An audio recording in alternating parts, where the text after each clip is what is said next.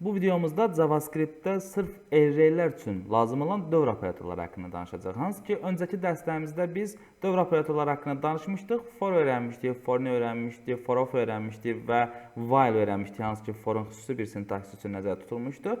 Bu dərsimizdə öyrənəcəyimiz dövr operatorları sırf array'lər üzərində dövrlər üçün nəzərdə tutulub. Yəni, çoxluqlar üzərində dövr etmək üçün istifadə olunur və bunun üzərindən biz for each və map funksiyaları haqqında danışmış olacaq ki, bunlar dövr operatorlardır. Bunlar arasındakı fərq nədir? Array'lər içərisində necə dövr edəcək və hansı şəkildə işlər görmüş ola bilərik biz bununla?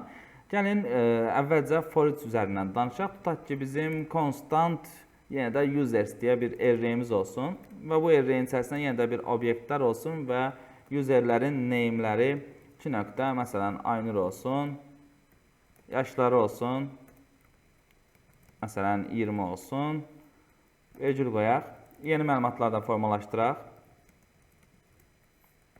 olsun ilkin, age olsun tutaq ki 24, bir nəfər də yazaq, məsələn name olsun Ülvi, yaşı olsun tutaq ki 22. Bu şəkildə məlumatlarımız var bizim və biz users nöqtə for each vasitəsilə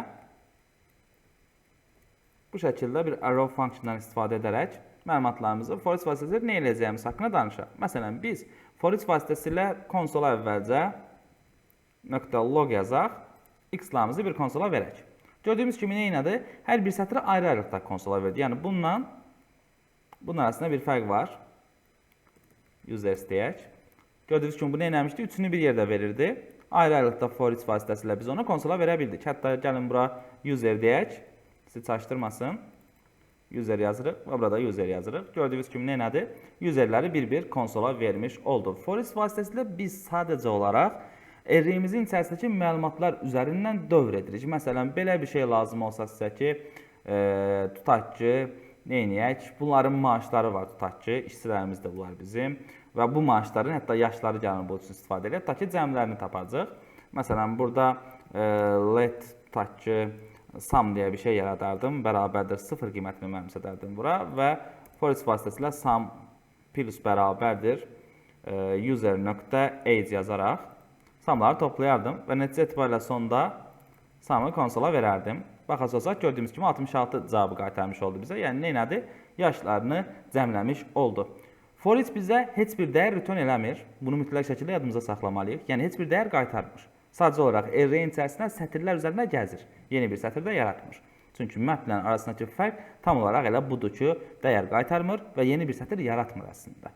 Yəni, neynir? Bir növ array'in içində məlumatlar üzərindən fırlanır. Yəni, biz əgər belə bir şey yazası olsaydıq, tutaq ki, bunun qarşısında, düzdür, lazım olmur bu, amma yazası olsaydıq ki, let, məsələn, new user deyə bir array formalaşdırsın bizim üçün və nəticə etibarilə konsola nöqtə log yazası olsaydıq new user, bu da gördüyünüz kimi undefined rastlaşırıq. Çünki dediyim kimi bu bizə bir dəyər return eləmir. Hətta siz burada return yazsaz belə heç bir şey dəyişməyəcək. Bu şəkildə qalmış olacaq. For each içərisində avtomatik olaraq gələn bir gördüyünüz kimi dəyişən formalaşmış oldu. Əslində bu bir dənə deyil. Yəni bunun içərisində əslində 3 dəyər qayıtmış olur. Birincisi onun hər bir item'ı, ikincisi onun indeksi, üçüncüsü isə array'in özü olmuş olur. Yəni biz burada məsələn sum select buradan bunu bu şəkildə salaq. Console.log user eləyəndə nə olmuşdu? Bu şəkildə userləri bir-bir konsola vermişdi. Bu tərəfdə silə bizi çaşdırmasın. Belə olmuşdu. İndekslərini konsola versək, gördüyümüz kimi onların sadəcə olaraq indekslərini yazır. Array'e konsola versək, array'in özünü 3 dəfə yazmış olacaq. Yəni bu şəkildə eləmiş olacaq. Array'in özü lazım olmasa da bizə nə lazım olmuş olur? User və indeks lazım olmuş olacaq. Çünki məsələn belə bir şey eləyə bilərsiniz. Tutaq ki, deyərsiniz, burada mötərizə açarsınız, index plus 1 yazarsınız, üstə gələrsiniz, belə mötərizəni bağlayıb probel qoyarsınız, üstə gələrsiniz, userin nöqtə name'ini bura yazarsınız. Məsələn, 1 Aynur, 2 İlkin, 3 Ülvi. Yəni burada prosta index plus 1 yazmamın səbəbi saymağa sıfırdan başlamaqdır indeksin. Ona görə də index plus 1 elədim, bir vayda artırdım və yaxud da bunu index plus plus da yaza bilərdiniz. Və daha doğrusu plus plus index. Üstünə gəldim bu stringi, yəni mötərizəni bağlamaq üçün burada və üstə gəldim userin name'ini və yaxud da belə bir şey də eləyə bilərdik. Davam eləyək biraz da. Belə bir şey yazaq və üstə gəl user .age yazaq. Bu şəkildə məlumatları konsola verə bilərik. Tamam. Keçək map haqqında danışaq. Bəs map nə edir? Bu məlumat burada qalsın. Users.map vasitəsilə bu dəfə array'imizin üzərində user formalaşdıraq və bir arrow function vasitəsilə return. Məsələn, nə edək? Deyək elə userin name'ini bizə qaytarsın. Baxın, burada da əvvəlcə return yazmadan istifadə edək. Hətta console.log yazaq user.name'ini. Baxaq, gördüyünüz kimi heç bir problem yoxdur və yaxud da userin özünü konsola versək, yenə də əslində for ilə eyni şey eləyib hələ ki. Sadəcə olaraq burada fərq nədir? Map hər dəfə fırlandıqca yeni bir, belə deyək, hər sətrinin bir nüsxəsini yaratmış olur bizim üçün və onu bizə qaytarmış olur əslində. Yəni siz bununla vasitəsilə, map vasitəsilə içərisində, array'imizin içərisindən fırlanıb, məsələn, nə edə bilərsiniz? Tutaq ki, buraya yazaq bir dənə let new user deyək, bərabərdir. User.map eləsin və bizə return eləsin. Tutaq ki, nələri qaytarsın bizə, sonra da konsola verərik. .log eləyək, new useri. Və burada tutaq ki, bizə return eləsin userin .age'nin yaşlarının 2 mislini tutaq ki, bizə qaytarmış olsun. Baxasozaq, gördüyünüz kimi 40, 48 və 44. 40, 48 və 44'ü bizə qaytarmış oldu. Amma biz bunu nə edə bilməzdik? For each vasitəsilə yaza bilməzdik, çünki for each bizə dəyər qaytarmır. Yəni biz map vasitəsilə array'imiz içərisindən fırlanıb, o array'in üzərində hər hansısa bir iş görə bilirik. Amma unutmayaq ki, o array'in özünü dəyişmir. Yəni siz burada user'in özünü konsola versəz, heç nə dəyişməyib burada, fikir verək. Gördüyünüz kimi bu şəkildədir. Amma buraya yazanda artıq yeni bir array'in içində məlumatları dəyişərik. Yəni maplə fırlanıb, array'in içində məlumatları dəyişərək yeni bir array mənimsə edə bilərik. Deyərsiniz, burada ancaq yaşları qaytardıq. Gəlin belə eləyə istəyirsiniz. Burada deyək, name 2 nöqtə bunu qaytarsın və age 2 nöqtə, gəlin belə eləyək, age'lərin kimisini burada qaytarsın. Burada isə sadəcə olaraq name'lərini bizim üçün bizə return eləmiş olsun. Bunu da bu şəkildə yazaq. Baxaq indi. Gördüyünüz kimi sadəcə olaraq nə elədi? Yaşlarının kimisini tapıb yerləşdirdi bu array'in içərisinə. Mən hər dəfə bir obyekt return elədim burada və 2 mislini tapmış oldum. Bu şəkildə bir şey eləyə bilərik map vasitəsilə. Deməli, maplə for each arasındakı fərq nə oldu? Hər ikisi hər bir sətr üçün dövr eləyir. For each heç bir nüsxə yaratmır və heç bir dəyişəni return eləmir. Yəni geriyə bir cavab qaytarmır. Sadəcə olaraq for each vasitəsilə elementlərimizin, array'lərimizin içərisindən fırlanıb, orada nəyisə yoxlaya bilərik, nə bilim, cəmlərini tapa bilərik, nələrinsə. Yəni bu kimi işlər görə bilərik. Amma map vasitəsilə o array'in bir kopyasını formalaşdırıb başqa bir array'ə mənimsədə bilərik. Və içərisində də hər hansısa bir işimizi görüb hətta return eləyə bilirik. Arasındakı fərq sadəcə olaraq budur. İçərisində yenə də burada olduğu kimi 3 dənə cavab qaytarır bizə bu şəkildə və siz bunların hər birinin üzərindən iş görə bilərsiniz. Məsələn, burada sizin üçün bir konsol, bu eynisini buradan götürək, yapışdıraq bura. Hətta baxaq buradan. Gördüyünüz kimi eyni şeyi burada da qaytara bilirsiniz. Yəni index də gəlir, array də gəlir. Onu da sizin üçün konsola verək, bir dənə onu da görmüş olasınız. Array də konsola versəz, hər dəfə eyni şeyi konsolda görmüş olacaqsınız. Yəni bu şəkildə for each-lə fərqi bu deyil. Yəni burada bir fərqi yoxdur.